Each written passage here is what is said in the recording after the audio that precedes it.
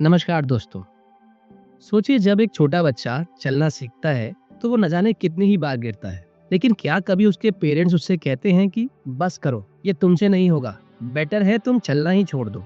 नहीं ना, बल्कि वो उसे उठाते हैं और कहते हैं फिर से ट्राई करो, तुम कर लोगे। तो फिर ये समझ नहीं आता कि जब हम बड़े हो जाते हैं तो एक बार गिरने पर हम खुद को ये क्यों कह देते हैं कि अब मुझसे नहीं होगा।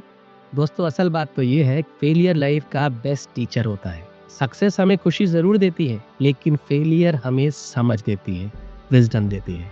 फेलियर हमें समझाता है कि हमसे कहाँ मिस्टेक हुई और कहाँ हमें और इम्प्रूव करने की जरूरत है।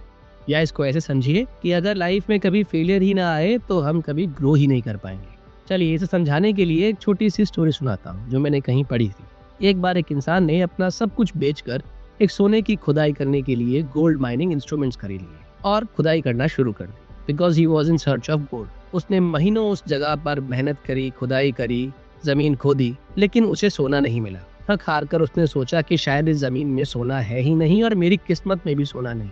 और उसने डिसअपॉइंट होकर अपनी सारी मशीनरी, वो लैंड, एक कबाड़ी को सस्ते दाम में बेचकर वापस अपने गांव आ गया। अब दोस्तों, हुआ क्या, उस कबाड़ी ने थोड़ा दिमाग लगाया और उसी जगह पर पहले उसने एक एक्सपर्ट इंजीनियर को बुलाया और जमीन का इंस्पेक्शन करवाया। इंजीनियर ने बताया कि सोना सिर्फ 3 फीट और गहराई से खुदाई करने में मिल जाएगा। फिर क्या था, कबाड़ी ने वहां खुदाई करनी शुरू करी और उस जगह पर उसे मिला करोड़ों का सोना।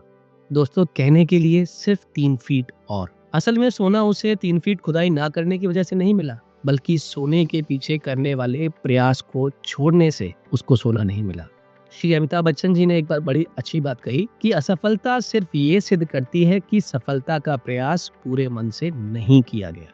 तो अब सवाल आता है कि फेलियर से कोप कैसे करें, because it is very difficult to accept fail. तो बहुत आसान तरीके हैं, उसमें से कुछ मैं आपके साथ शेयर करता हूँ। सबसे पहला स्टेप है खुद को ब्लेम करना बंद करो। फेल होना कोई वीकनेस नहीं है, फेल होने के बाद रुक जाना सबसे बड़ी वीकनेस है। दूसरा स्टेप है कंपैरिजन छोड़ देना, क्योंकि हर इंसान की अपनी जर्नी होती है। कोई जल्दी जीतता है, कोई थोड़ा लेट जीतता है, लेकिन जीत वही पाता है जो चलना बंद नहीं करता, यानी कि कंसिस्टेंसी। तीसरा स्टेप है सीखना। जी हाँ, सही सुना आपने, फेलियर से भी सीखना, क्योंकि हर फेलियर के अंदर एक लेसन छुपा है। अगर हम उस लेसन को समझ लें तो वही फेलियर हमारी सबसे बड़ी स्ट्रेंथ बन जाती है। और last but not the least, सबसे इंपॉर्टेंट स्टेप है फिर से ट्राई करना, थोड़ा बेटर प्लान के साथ, थोड़ी ज्यादा मेहनत के साथ और सबसे ज्यादा सेल्फ बिलीफ के साथ कि आई कैन डू इट। तो अगर आज कोई स्टूडेंट अपने रिजल्ट से डिसअपॉइंटेड है ना, तो बस इतना याद रखो, you are bigger than your marks. आपकी वैल्यू किसी रिपोर्ट कार्ड से डिसाइड नहीं होगी। आज जो चीज आपको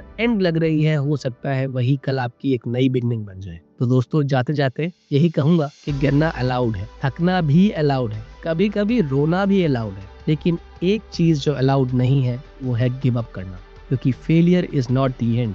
फेलियर सिर्फ एक सिग्नल है कि इस बार थोड़ा और सीखकर, थोड़ा और स्ट्रांग होकर फिर से ट्राई किया जाए। कहीं एक सुंदर शेर पढ़ा और इसे कहकर मैं आपसे लूंगा अलविदा कि मंजिल उन्हीं को मिलती है जिनके सपनों में जान होती है। मंजिल, अपने आप से कहिए कि मंजिल उन्हीं को मिलती है जिनके सपनों में जान होती है। पंखों से कुछ नहीं होता, हौसलों से उड़ान होती है, हौसलों से उड़ान होती है। Keep moving, keep working hard as you are on the road of better future. Keep chattering, keep loving. Bye bye. मिलते हैं आपसे अपने अगले एपिसोड में।